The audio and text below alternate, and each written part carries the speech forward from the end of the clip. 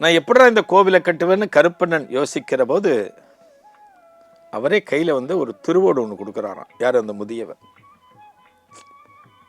அந்த திருவோட்டை கொடுத்துட்டு, நீ என்ன பண்ண, இதை வச்சு வீட்டுக்கு வீடு, கடைக்கு கடை, காசு கேளு, எல்லாரும் தருவாங்க, அதை வச்சு நீ கோவிலை கட்டு அப்படின்னு சொல்றாராம் அந்த முதியவர்.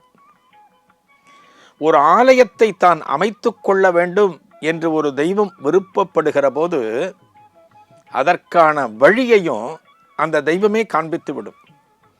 இதை நம்ம நிறைய இடங்கள்ல நிறைய கதைகளை நம்ம பார்த்துருக்கோம். இப்போ நம்ம சொல்லுவோம் ஒரு தெய்வத்தினுடைய காரியம் அப்படின்னா நம்ம என்ன சொல்லுவோம், ஐயோ இது சுவாமி காரியம், சுவாமியே பார்த்துப்பார், அதெல்லாம் சுவாமி அனுகிரகம் பண்ணிவிடுவார் அப்படின்னு நம்ம சொல்கிறோம் இல்லையா? நம்ம வீட்டில் நடக்கிற கல்யாணத்தையோ நம்ம வீட்டில் நடக்கிற ஒரு விசேஷத்தையோ அது கடவுளே பார்த்துப்பார் சொல்லுவோம். ஆனால் அதில் நம்மளோட பங்கும் இருக்குது, நம்மளோட பொறுப்புணர்ச்சி இருக்குது, நம்மளோட முயற்சிகள் நிறைய இருக்குது இதில்.